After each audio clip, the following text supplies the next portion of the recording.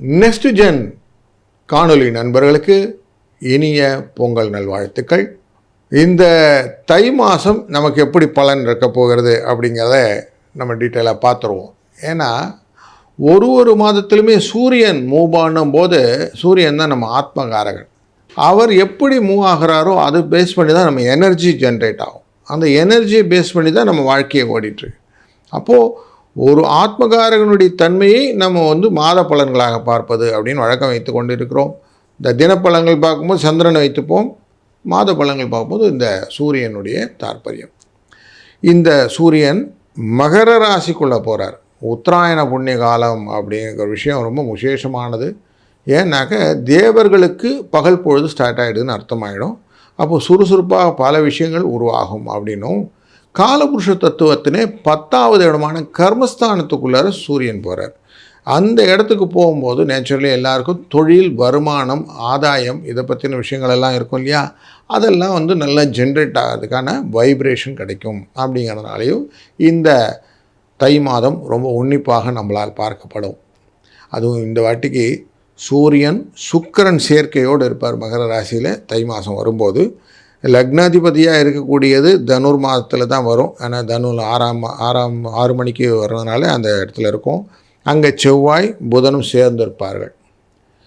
ராகு 3ஆம் இடமான கும்பராசிக்குள்ளர, மீன ராசிக்குள்ளர சனி பகவானும், வக்கரகதியிலே மிதுன ராசிக்குள்ளர குருவும், சிம்ம ராசிக்குள்ளர நமக்கு கேதுவும் அமர இந்த கோச்சாரம் அப்படிங்கிற விஷயத்தில் இந்த கிரகங்கள் மூமெண்ட்டோட தை மாதம் பிறக்கிறது. தை பிறந்தால் வழி பிறக்கும் சார் அப்படின்னு நிறைய சொல்லுவோம் இல்லையா.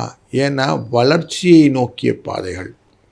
3ஆம் இடம் லக்னத்திலிருந்து பார்க்கும்போது முயற்சி ஸ்தானத்தில் பெரிதாக திங்க் பண்ணணும்னு எண்ணங்கள் வரும்.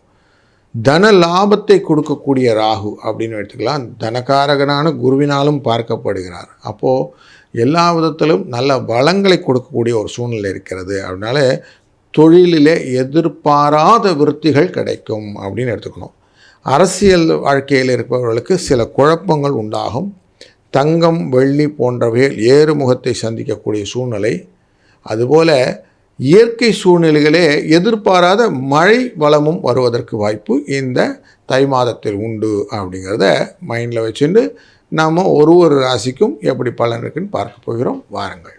ரிஷபராசி நண்பர்களே, உழவுக்கும் தொழிலுக்கும் வந்தனை செய்வோம் அப்படின்ற உழவர் திருநாளை கொண்ட இந்த மாதம், அதுலேயும் காலையான உங்களுடைய மாதம் ரிஷப மாதம் அப்படின்னு சொல்லுவோம். உங்களுக்கு இந்த மாதம் எப்படி இருக்க போகுது அப்படின்னாக்க, உங்கள் 9ஆம் இடம் அப்படிங்கிற இடத்துல தந்தையின் ஆசீர்வாதம், அனைத்து விதமான பெரியவர்களின் ஆசீர்வாதம் கூட ஒரு நல்ல கோப்பான விஷயத்தை கொடுக்கக்கூடியது இந்த மாதம் உங்களுக்கு. சிலருக்கு எந்த காரியம் செய்தாலும் தடையாக இருந்துச்சு. ரிஷபராசியில் ரொம்ப மிருகசுரீஷக்காரர்களெல்லாம் ரொம்ப ஸ்பெசிஃபிக்காக பார்த்தோன்னா செய்கிற காரியம் ரொம்ப சிக்கலில் இருந்துச்சு. அந்த சிக்கலெல்லாம் விடுபடும். மருத்துவ செலவுகள் கொஞ்சம் குறைய ஆரம்பிக்கும். 2ஆம் இடத்துல வக்கரகதியிலே இருக்க குரு உங்கள் ராசிக்குள்ளே நுழைய ட்ரை பண்ணுறாரு இல்லையா, அந்த ஃபோர்ஸ் இருக்கும். அந்த மாதிரி இருக்கிறதுனால தன வரவை பெருக்கி கொண்டிருப்பார். கொஞ்சம் குழப்பமும் இருக்கும். பைசா வருமா வரலைன்னு ஒரு சின்ன சந்தேகத்தோடையே போக வைக்கும். ஆனால் வந்துடும், கவலைப்பட வேண்டாம். குருவின் பார்வை உங்கள் ராசியின் அஷ்டமம் அப்படிங்கிற இடத்துல இருக்குது. அதனால் வரக்கூடிய கஷ்டங்கள் எல்லாம் நிவர்த்தி விடுவார். அங்கே ஏற்கனவே செவ்வாயும் புதனும் உட்கார்ந்துருக்கிறாங்க. இவங்க 2 பேருமே உங்களுக்கு 12க்குரியவரான செவ்வாய், 7க்கும் 12க்குரியவன் நட்டிலே மறைவு. அதேபோல் 2க்கும் 5க்கும் உரியவனான இந்த புதனும் 8லே அமர்ந்திருக்கிறார். இவரை இந்த குரு பார்க்கிறது ஒரு விசேஷமா அப்படின்னு கேட்டிங்கன்னா, மனதுக்குள்ளே சில குழப்பங்களை கொடுப்பார். தேவையில்லாமல் குழந்தைகள் விஷயத்தில் ஒரு கவலை, குடும்ப சம்பந்தப்பட்ட கவலைகள் சிலதெல்லாம் இருக்கத்தான் செய்யும். ஆனால் தொழிலில் பார்க்கும்போது 10ஆம் இடத்துல ராகு இருக்கிறார்.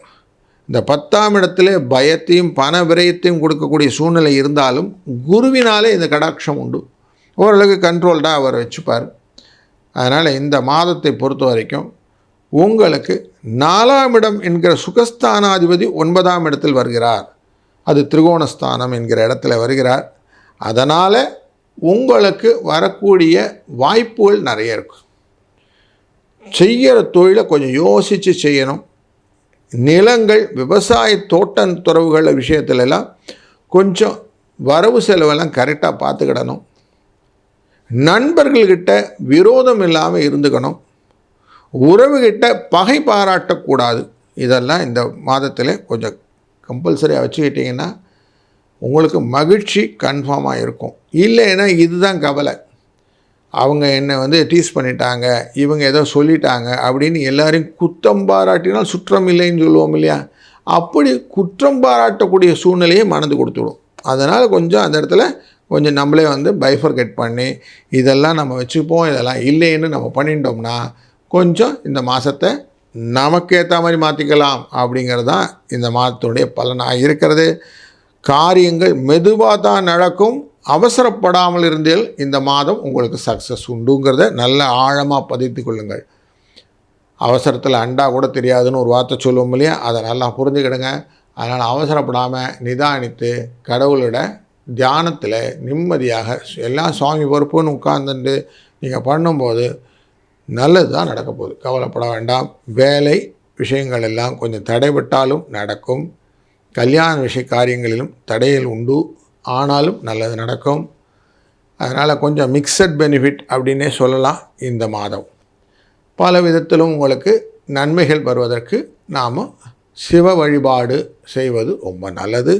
இது செய்யுங்கள், நல்லது நடக்கும். நல்லதே நடக்கட்டும். வாழ்க வளத்துடன்.